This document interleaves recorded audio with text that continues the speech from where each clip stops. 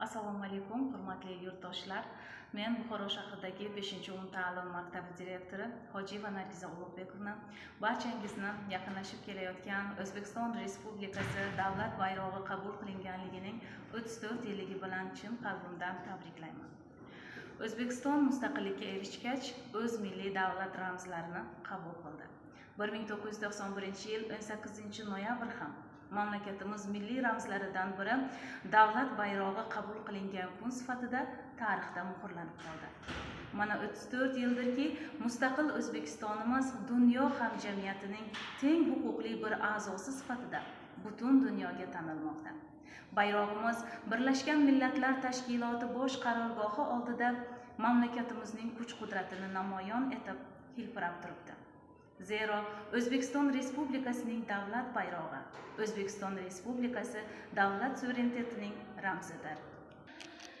Davlat bayrog'i va uning ramzi bugungi O'zbekiston sarhadida kamida mavjud bo'lgan davlatlar bilan tarixan bog'liqlikni anglatadi hamda respublikaning milliy, madaniy an'analarini o'zida mujassamlashtiradi. Bayrog'imizdagi moviy rang tiriklik mazmunini aks etgan mangu osmon va ob hayot ramzi. Timsollar tilida bu yaxshilik, donishmandlik, halollik, shon-shuhrat va sadoqatni bildiradi.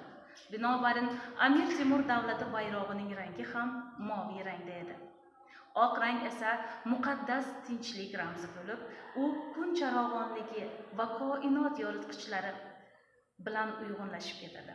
Oq rang poklik, beg'uborlik, soflik, orzu va xayollar tozaligi, ichki go'zallikka intilishning timsolidir. Yashil rang tabiatning yangilanish ramzi. U ko'pgina xalqlarda navqironlik, umid va shodimonlik timsoli hisoblanadi. Qizil chiziqlar bo'lsa vujudimizda jo'shib oqayotgan hayotiy qudrat irmoqlarini anglatadi. Navqiron yarim oy tasviri bizning tarixiy an'analarimiz bilan bog'liq. Ayni paytda u qo'lga kiritilgan mustaqilligimiz ramzi ham. Yulduzlar barcha uchun ruhiy, ilohiy timsol sanaladi. O'zbekiston Respublikasi davlat bayrog'idagi 12 yulduz tasviri ham tarixiy an'analarimiz, qadimgi yilnomamizga bevosita aloqador. Davlat bayrog'imizdagi 12 yulduz tasvirini o'zbek xalqi madaniyatining qadimiyligi, uning komillikka, o'z tuprog'ida saodatga intilish ramzi sifatida tushunish lozim. Bayrog'imiz chinakam ma'noda xalqimizning asriy madaniyati, urf-odatlari va pok islom dinining umuminsoniy g'oyalarini o'zida mujassamlashtirgan. Islomning 5-arkoni bo'lmish haj va umra ziyoratiga borgan yurtdoshlarimiz begona davlatda mehmonxonalar peshtoqida o'rnatilgan davlatimiz bayrog'ini ko'rib, qalblari faxr va g'ururga to'lganini, beixtiyor ko'zlariga yosh olishganini juda ko'p bora eshitganman.